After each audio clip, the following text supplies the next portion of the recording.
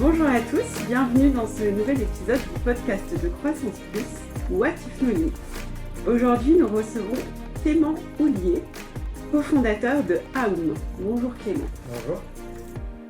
Alors Clément, tu as cofondé avec 3 autres associés Aum, qui en 2018, qui compte aujourd'hui 15 collaborateurs, qui vient de faire d'ailleurs une levée de fonds auprès du fonds Maïf Investissement Social et Solidaire. Et qu'est-ce que Aum? Parce que tout le monde se pose la question. C'est au départ une techno en fait qui a précédé la fondation d'Aum, une techno qui permet de nettoyer à la vapeur des gobelets en plastique et de lutter contre l'usage de gobelets jetables en fait. Donc tu vas nous en dire plus, mais la raison d'être de l'entreprise, c'est évidemment de lutter contre les déchets et la réutilisation de gobelets jetables, en tout cas dans un premier temps. Tu vas tout nous dire après. Et d'ailleurs, je vais te laisser la parole pour que tu présentes ton parcours et ce qui a précédé la fondation d'Aum et quelles sont vos ambitions et prochains projets. Bon, merci pour cette intro, tu t'es bien renseigné quand même. On nettoie pas juste des gobelets jetables parce que sinon ça serait pas le plus pertinent. On nettoie des contenants réutilisables. Pour la petite histoire, juste pour. Mais sinon tout était parfait. Voilà. Donc mon parcours, moi, je suis ingénieur de formation, ingénieur assez généraliste parce que finalement j'ai vite basculé dans l'autre monde du commerce et autres. J'ai fait 6 ans chez L'Oréal. J'ai fait de la logistique au début, puis des prévisions de vente, un peu de marketing, du commerce. Et je suis parti au bout de 6 ans pour découvrir d'autres choses. Et j'ai atterri dans une belle ETI familiale à côté de Bondoufle, où un ami travaillait là-bas, était directeur général. Il m'a dit, viens, tu vas voir, on va faire de l'innovation, ça va être sympa. Et c'est là vraiment où j'ai commencé l'entrepreneuriat. Et j'étais donc directeur d'innovation et j'ai monté un startup studio, stratégie d'open innovation et d'innovation externalisée. Et c'est de là qu'est parti un peu toutes ces idées-là et dont Aum qu'on a créé début 2019. Et qu'est-ce qui a précédé? Quel est le jour où tout a basculé? Qu'est-ce qui a fait? Est-ce que c'est une rencontre? Est-ce que c'est une discussion? Qu'est-ce qui a précédé la création d'Aum? Et d'ailleurs, tu vas nous en dire plus sur le nom d'Aum et sa signification parce que c'est très intéressant. Bon, alors le jour où tout a basculé, je pense que les choses arrivent par ordre assez naturel et tous nos actes finalement ont une cohérence dans le temps. Après, forcément, le jour où j'ai quitté L'Oréal pour entrer dans cette entreprise-là a un peu changé la donne, puisque c'est là où on a vraiment commencé à travailler avec Maxime, qui était donc le directeur général de cette entreprise, avec qui on s'entend parfaitement bien et avec qui on a eu vraiment l'envie de construire de nouvelles choses. Et c'est là aussi, du coup, que j'ai rencontré mes 2 autres associés, puisqu'on est 4. Et donc, c'est là où on a commencé vraiment à échanger sur notre vision du monde de demain, de la place du nettoyage dans la société, de la place de la réutilisation aussi. Et on a eu envie de monter cette entreprise-là avec cette vision du partage, de l'hygiène et donc de la réutilisation. Et c'est vrai que ça a été une étape importante, je dirais, de quitter un gros groupe comme L'Oréal et vraiment commencer à créer ses propres choses, quoi. Voilà. Et donc on a eu l'idée assez tôt de créer Aum, donc l'acronyme de Arrêtons l'usage unique maintenant, même si c'est pas que ça, c'est aussi la syllabe sanscrite donc qu'on retrouve dans le bouddhisme. Donc on avait, je pense que ça rejoint aussi un petit peu ce qu'on avait envie, c'est-à-dire beaucoup de résonance. Donc ça, c'est la résonance selon laquelle l'univers se serait créé, et c'était vraiment tous les 4 ce qu'on avait envie, d'avoir un impact sur le monde de demain, un impact positif, et d'apporter cette vision-là. Et on a trouvé cette belle acronyme qui permet de donner un peu de sens aussi à tout ça, un côté un peu moins spirituel, côté concret, quoi. Voilà. Du coup, on va rentrer dans le détail parce qu'on sait que chez Croissance Plus, on encourage évidemment la croissance de nos entrepreneurs, mais cette croissance, elle est toujours associée à une responsabilité forte et justement une responsabilité environnementale, sociale ou sociétale. Donc là, tu viens de l'évoquer, mais peut-être que tu peux rentrer un peu plus dans le détail, parce que c'est peut-être aussi qui a fait, de ce que je comprends de vos parcours à tous les quatre, ce qui vous a fait basculer vers l'entrepreneuriat. Quels sont, toi, les points que tu veux mettre en avant en tant qu'entrepreneur responsable qui s'engage pour, je dirais pas changer le monde, mais en tout cas contribuer à un monde meilleur? Bah, c'est sûr que nous, bon, au-delà de...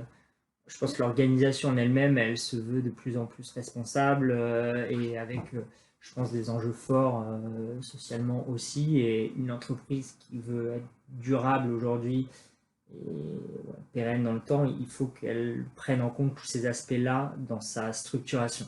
Ça, c'est le premier point. Et le deuxième point, c'est quelle est la mission de l'entreprise. Nous, notre mission finalement a un impact direct environnemental avec la réduction des déchets, ce qui est extrêmement fort. Et je pense que cette mission-là, elle porte toute la structure aussi. C'est-à-dire que trouver un élément convergent à tout le monde, c'est assez simple quand on a une mission qui est inscrite dans notre nom. Et en ça, je trouve que c'est très très fort et je le ressens parce qu'on a eu beaucoup de demandes de candidatures spontanées et les gens viennent avec cette envie-là dès le début de l'aventure. Et on parle vraiment d'aventure, je pense, quand on est à ce stade-là de l'entreprise.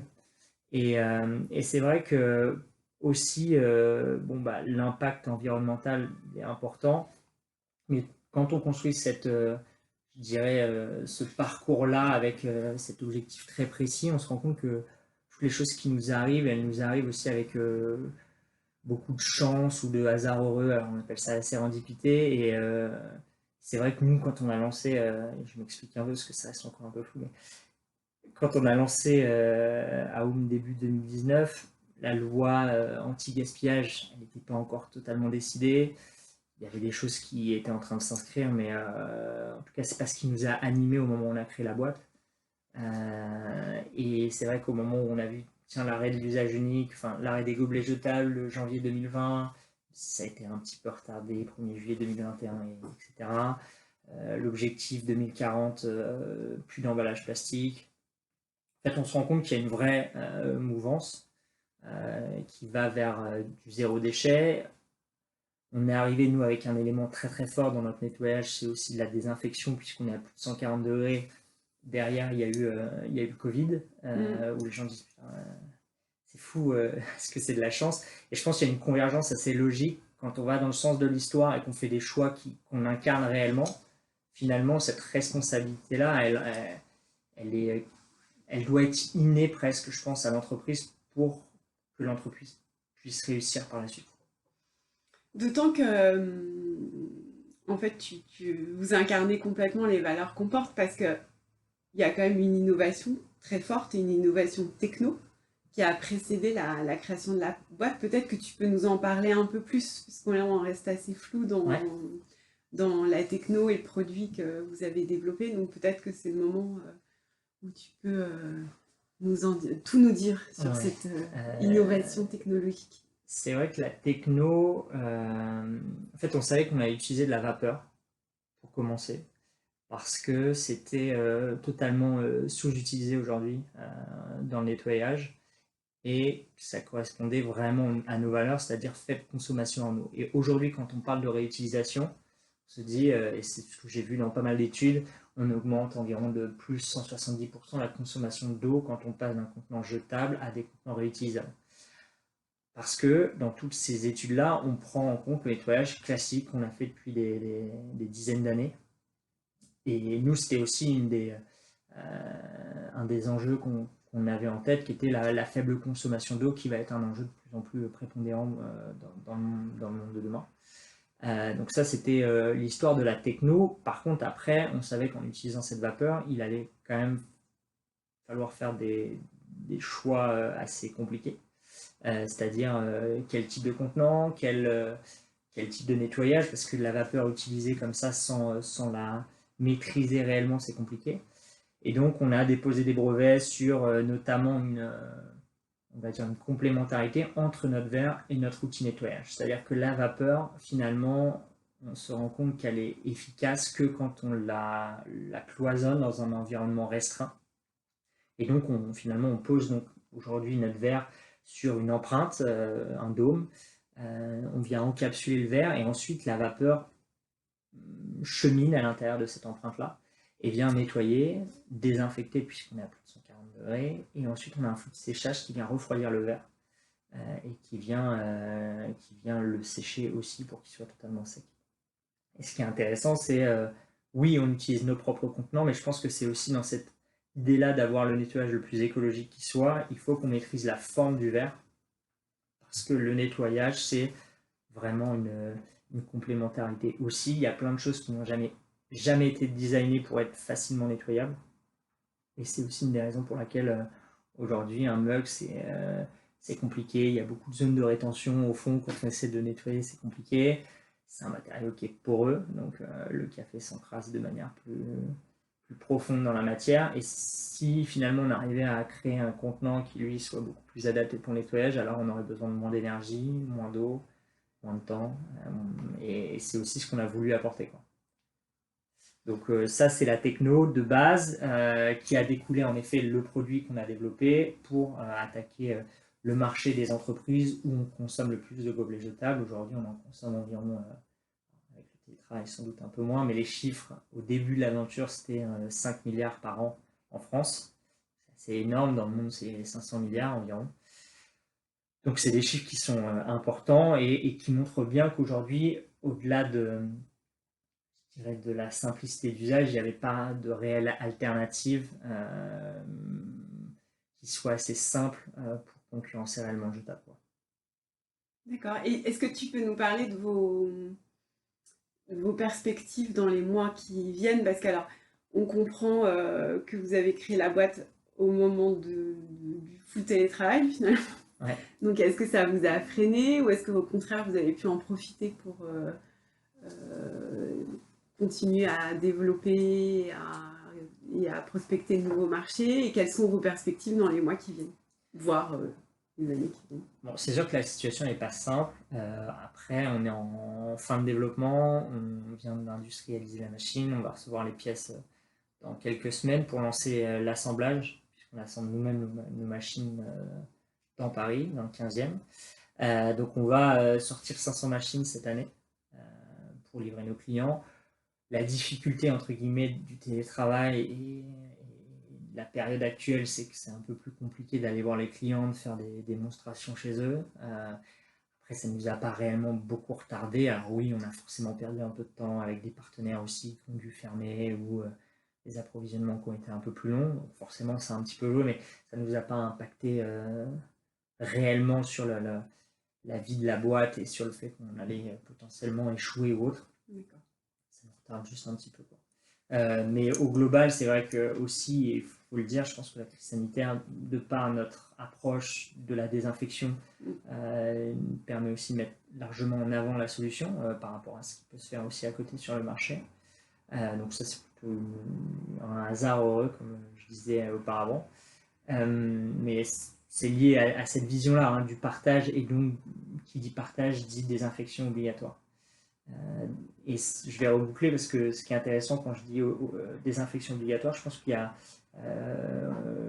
l'approche humaine, enfin l'esprit humain par rapport au nettoyage, c'est assez bizarre de voir comment certaines personnes réagissent. Il y en a, ils n'ont aucun problème avec ça, ils peuvent utiliser un verre dans l'autre. Il y en a qui ne veulent absolument pas toucher un verre qui aurait déjà été utilisé ou même nettoyé au lave-vaisselle. Et ça rejoint un petit peu notre stratégie globale qui est de dire, là on est en train de construire un centre de recherche spécialisé sur le nettoyage et la réutilisation avec sur la partie fluide, il y a énormément de choses. Est-ce qu'aujourd'hui on utilise de l'eau? Peut-être qu'on utilisera d'autres médias de nettoyage à terme.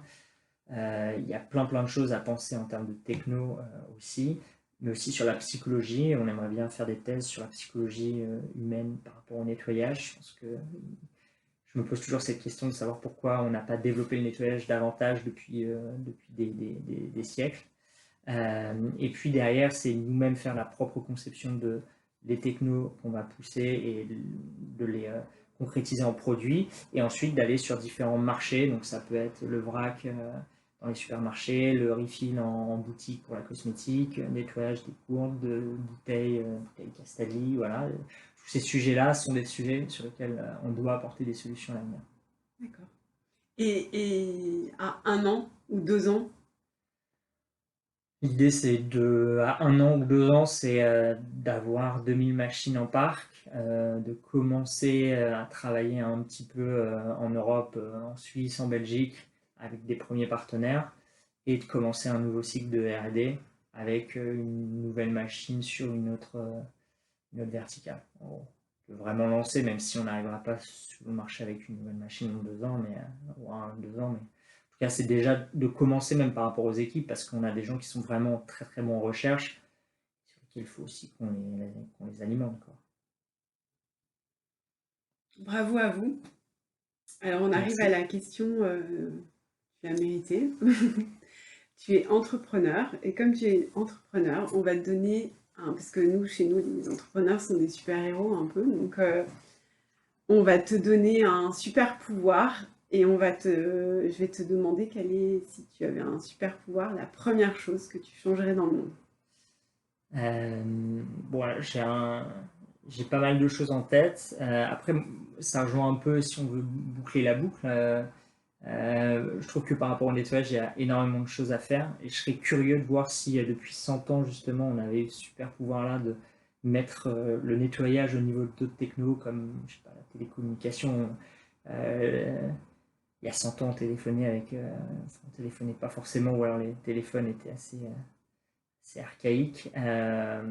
Et ça serait justement de mettre le nettoyage au niveau de toutes ces technos-là, spatiales, aéronautiques, et de voir quel serait le monde aujourd'hui avec de la réutilisation. Est-ce qu'on aurait des bornes de nettoyage dans la rue où chacun pourrait nettoyer des contenants, son bento, sa voiture partagée, puisqu'on pourrait partager les voitures vu qu'ils seraient désinfectés entre chaque utilisateur.